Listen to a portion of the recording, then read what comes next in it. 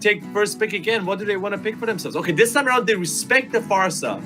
They respect the Farsa. They don't want to deal with the Feather Strike. You guys know the damage is crazy. The stun is crazy. What do they want to ban? Do they want to ban the Atlas? Okay, Selena's left open. Oh my goodness, I'm just watching you grow up after these passes. You're calling out picks and bans. I'm probably going to lose my job, but at least it was to you. I still need you guys. I need you guys to help me out here. I'm just copying from what you guys have taught me. Oh, it feels so good. But okay, let's get back into the draft here. Resurgence, they have to make a couple of decisions because this last ban is going to determine whether or not they're going to go into a Farsa comp or not. And they have to be very afraid of what Geek Fam is actually going to pull out here because now that they don't have Farsa, what do they do? What do they have to worry about? In Resurgence, they answer with, hey, we're going to get rid of Claude. So now Feeks has to play something a little bit more dangerous. Like Carrie has more power, except she isn't as safely mobile as the Claude. The Granger, there is a lot of counterplay to him now that they've nerfed his Death Sonata, making him vulnerable when he actually is trying to roll away and use his shots. Geek Fam here, maybe gonna get the Kufra again this time around, but instead they actually go for the Uranus to shut down Resurgence. No, but Selena's left all out in the open. Well, oh my God, Faraz, you make me so proud, dude. Kaja's left out in the open, guys. Is picking. they're not going for that.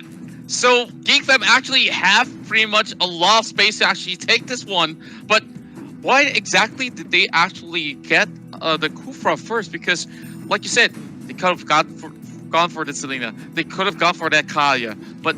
No, they are hoping for something else, and this is going to be pretty much a big switch as we're looking at members of Resurgence getting that Granger instead of what they went for early on. Yes. But, well, seems like they are actually clapping their hands right there, so maybe they have something set up. Oh, okay. Why is he clapping?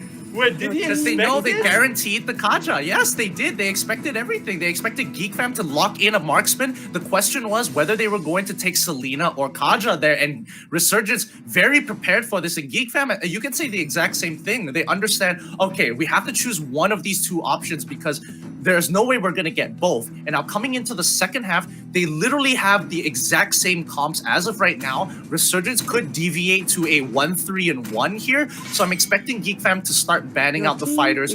Falmos, Cho, one or the other. They could pick up the Cho for themselves, but it's most likely that they're going to ban out the Falmos.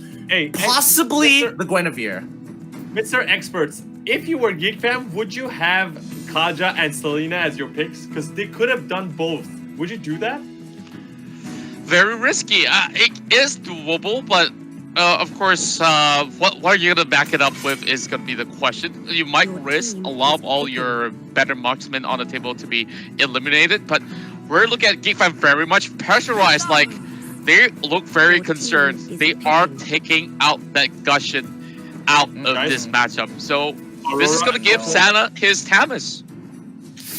I don't think Geek Fam should have banned out the Gushin. I think they should have either gotten rid of the Sylvana or maybe considered getting rid of another side laner like the Thamos instead. Because giving Gushin over to Resurgence at this point means nothing. Doesn't really mean too much. It just means that your supports are going to have a little bit of trouble. But Geek Fam actually taking a page out of RRQ's book itself from MPL Indonesia locks in the Mincetar as a means to say, hey, we don't want Rondo. We don't want Tyrant's Rage. We don't want people to actually get out when they commit to a fight, because that King's Glory is going to lock them in, tell them, hey, no more movement abilities, no more flicker battle spells. We don't even care anymore. And this is going to be really huge. Guys, I have a question for you guys. The magic damage, is that enough on the side of Geek Fam?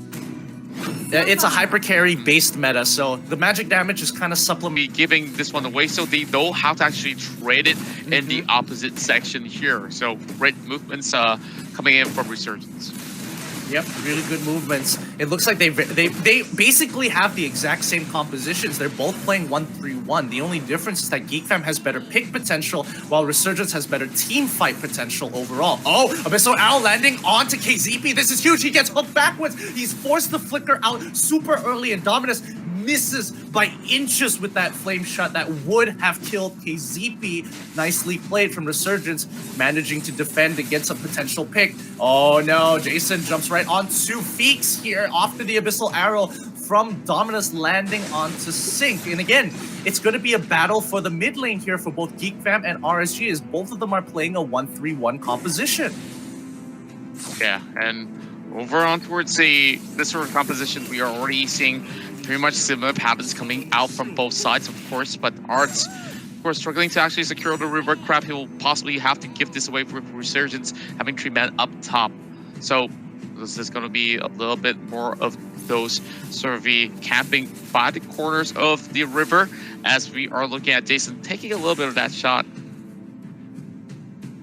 Yeah, he just has to kind of hold his ground for now. And you can see that this is a very slow game for either side because they can't afford to make mistakes here. Resurgence playing passive because that's what their comp is designed to do. They want to play a little bit more passive. They want to wait for the mistakes from Geek Fam before they collapse. And KZP, he's already there. He gets sucked on in by a big play. And Jason coming in with a flicker and the Tyrant's Rage to push them all back to disengage the team. But LY4 still alive with a little bit of life. The crescendo.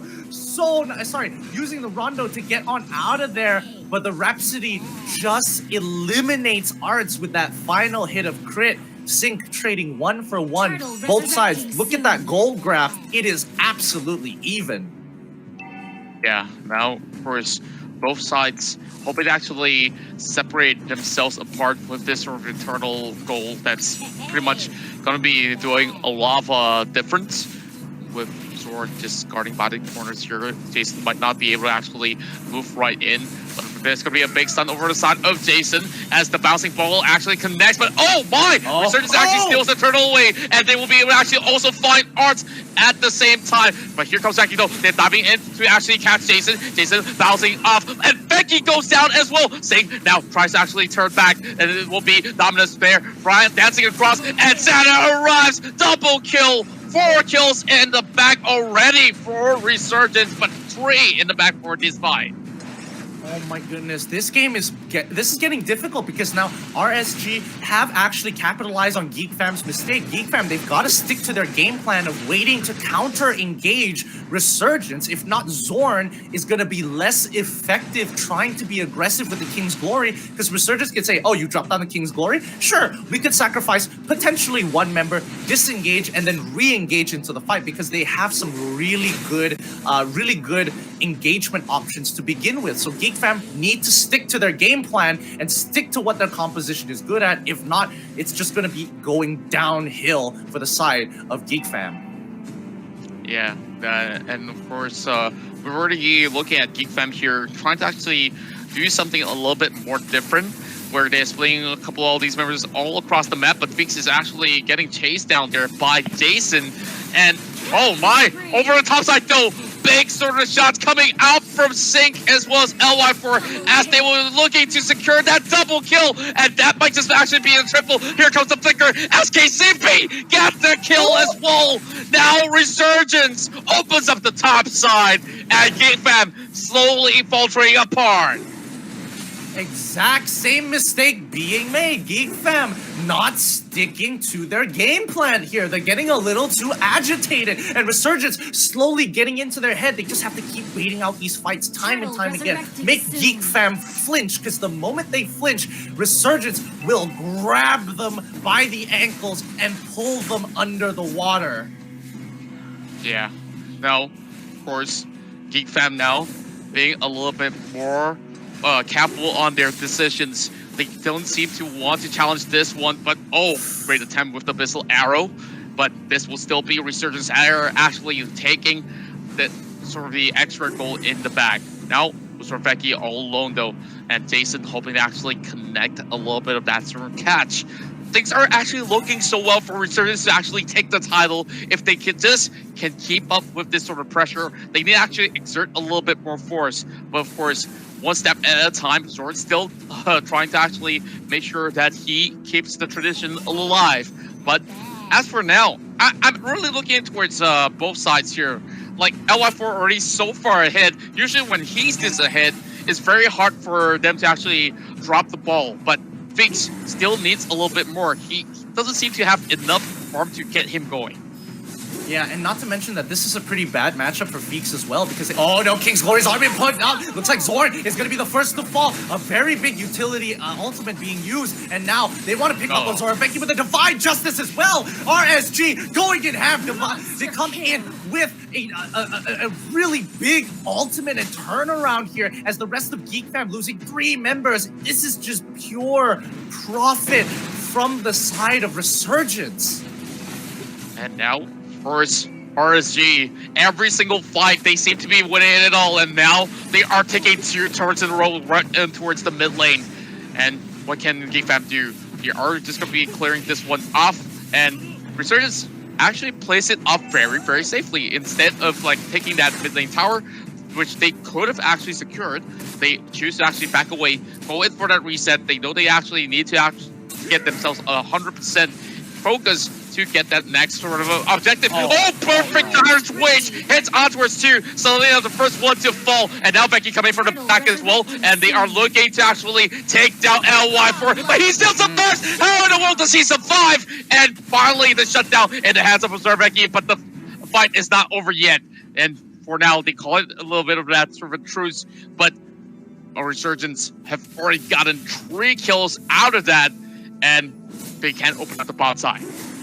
Geek Fam, you can't keep doing this. Oh, Sync actually landing on the Divine, the Imperial Justice up top of Zoraveki. Zoraveki using his ultimate to try and get out, but once again, he gets hit by the stun from Sync. An easy follow-up for the side of Resurgence, and now they are a very clear 5k ahead. But remember that Geek Fam, right? These guys aren't the kind to back down from a fight. They will wait, they will calculate the odds until they can completely team wipe Resurgence, and that 5k difference is not going to mean anything. So Resurgence needs to slowly play this game and look for more advantages until they have a 10k to safely say, yes, I will end this for them.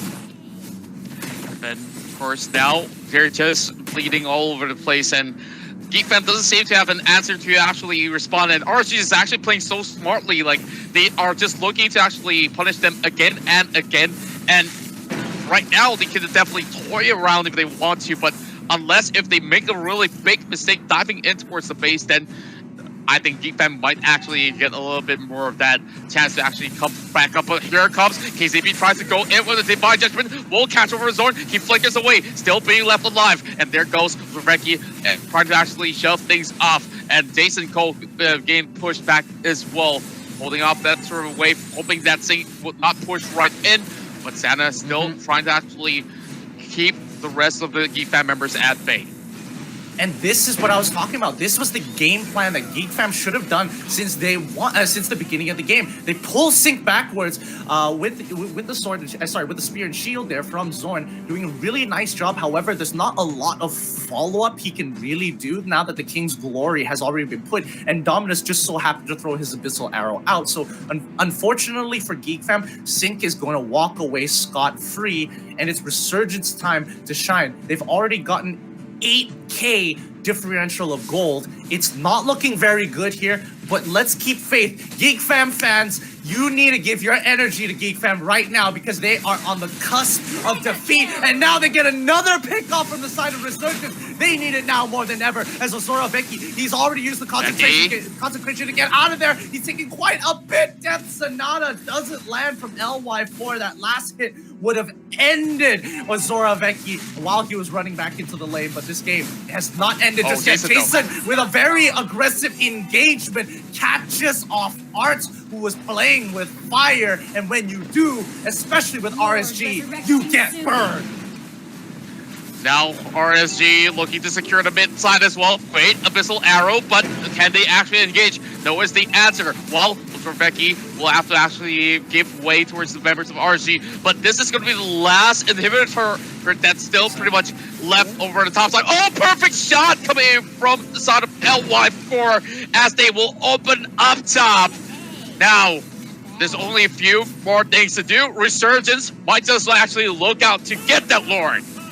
Yeah, and now at this point in time, remember, the game plan has changed because there's a significant goal lead onto Resurgence's side. Oh, they get an initial pickoff with a follow-up from Sing. He purifies on out of there, and the Imperial Justice comes on down. Sing, the first to fall. He's gonna come up with his resurrection from the immortality as the rest of the team looks to engage here. This is so big as Jason This is has it. taken advantage of Geek Fam. This is their moment. This is their time to secure themselves as the best in Malaysia and Singapore. Resurgence are knocking on space to get the next catch. It is settled here and now. Resurgence are your new champions for the MPL FYSG Season 5.